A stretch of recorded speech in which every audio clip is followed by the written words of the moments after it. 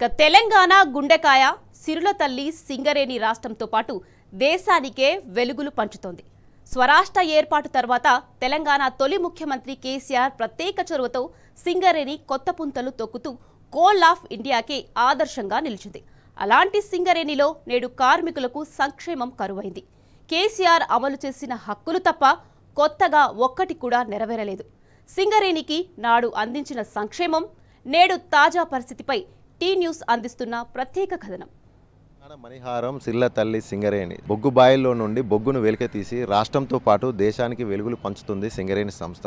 నిత్యం వేలాది మంది కార్మికులు బొగ్గు బాయిలో దిగి బొగ్గును వెలికితీసి కూడా వెలుగులు పంచుతున్నారు. అలాంటి సింగరేణి కార్మికుల యొక్క సంక్షేమం ఎంతో ముఖ్యమైన ప్రధాన అంశం. అలాంటి సింగరేణి కార్మికుని బీఆర్ఎస్ సర్కార్ హయాంలో కార్మికుని సంక్షేమమే ముఖ్య ఉద్దేశంగా అనేక సంక్షేమ పథకాలు కూడా అందించడం జరిగింది. ప్రస్తుతం సింగరేణి పరిస్థితి, సింగరేణి కార్మికునికి గత ప్రభుత్వ హయాంలో ఎలాంటి సంక్షేమం అందింది, ప్రస్తుత ప్రభుత్వంలో సింగరేణి కార్మికునికి ఎలాంటి సంక్షేమం అందుతుంది, సింగరేణి పరిస్థితి యొక్క నాడు నేడు యొక్క పరిస్థితి మనం ఈ స్టోరీలో వివరాలు తెలుసుకుందాం.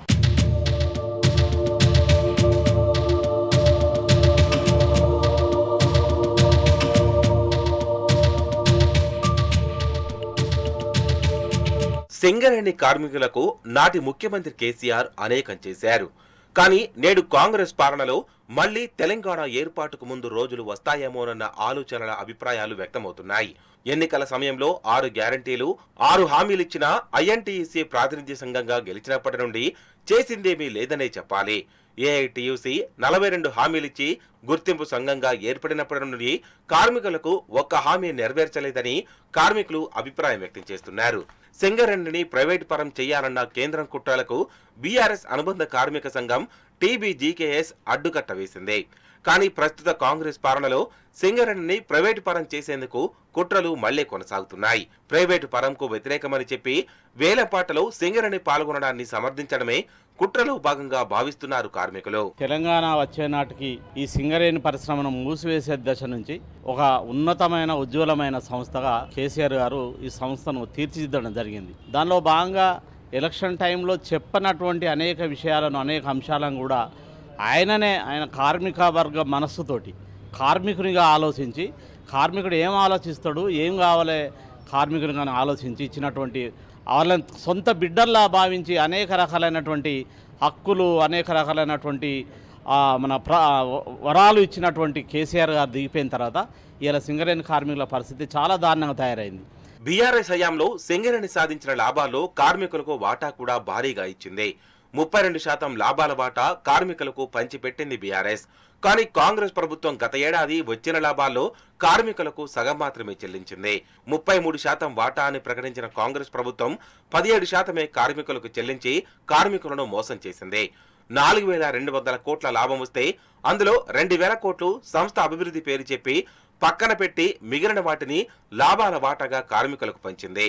లాభాల వాటాలో కోతను అప్పుడు కార్మికులు కన్నెర్ర చేసి పెద్ద ఎత్తున ఆందోళన చేశారు. అయితే ఇప్పటి వరకు లాభాల వాటా నుండి పక్కన పెట్టిన 2,000 కోట్ల రూపాయలు ఎక్కడా దేనికి ఖర్చు చేశారో ఇప్పటి వరకు ఎవరికీ తెలియదు, లెక్కలు కూడా చెప్పలేదు. బీఆర్ఎస్ పూర్తి లాభాలు పంచితే కాంగ్రెస్ సంఘం మాత్రం కార్మికులను మోసం చేసింది.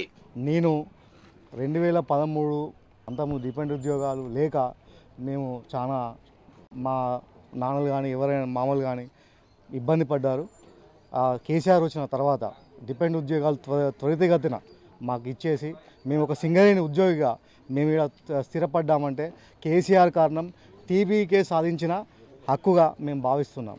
టీబీకేస్ వచ్చిన తర్వాత మాకు కరెంటు బిల్లు కానీ ఏసీ కానీ 10 లక్షల వడ్డీ లేని రుణం కానీ, కాబట్టి కేసీఆర్ గారిని మళ్ళా ఆదరించాలని టీబీకేస్ను ఆదరించాలని నేను మనస్ఫూర్తిగా కోరుకుంటున్నాను. సింగరేణిలో 13,000 మంది యువకులకు ఉద్యోగాలు ఇచ్చింది బీఆర్ఎస్ సర్కార్. 2014 ముందు సింగరేణిలో 54,000 మంది కార్మికులు ఉండేవారు.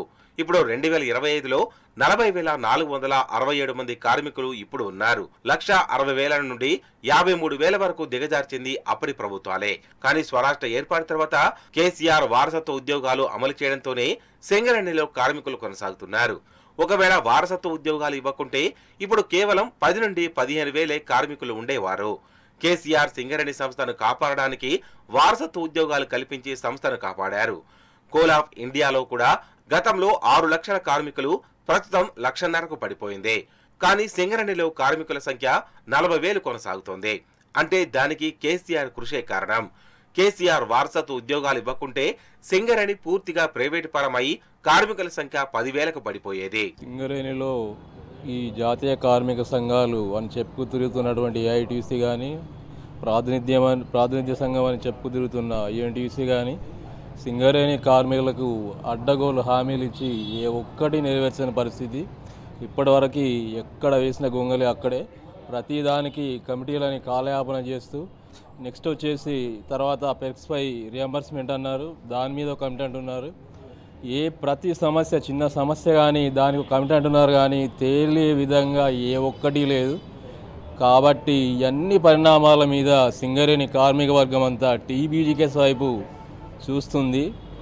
దాన్ని నెరవేర్చే దమ్ము ధైర్యం ఉన్న సంఘం ఏదైనా ఉందా అంటే ఉద్యమాల నుండి పుట్టుకొచ్చినటువంటి టీఆర్ఎస్ పార్టీ అనుబంధ సంస్థ టీబీజీకేఎస్ యూనియన్ మాత్రమే అని కార్మిక వర్గానికి అందరికీ తెలిసిన విషయమే. సింగరేణి సంస్థను కాపాడింది ఒక్క బీఆర్ఎస్ పార్టీ, దాని అనుబంధ టీబీజీకేఎస్ మాత్రమే అనేది జగమెరిగిన సత్యమే. దాంతో రానున్న రోజుల్లో వచ్చేది బీఆర్ఎస్ సర్కారే అని కార్మికులు ఘంటాపథంగా చేస్తున్నారు.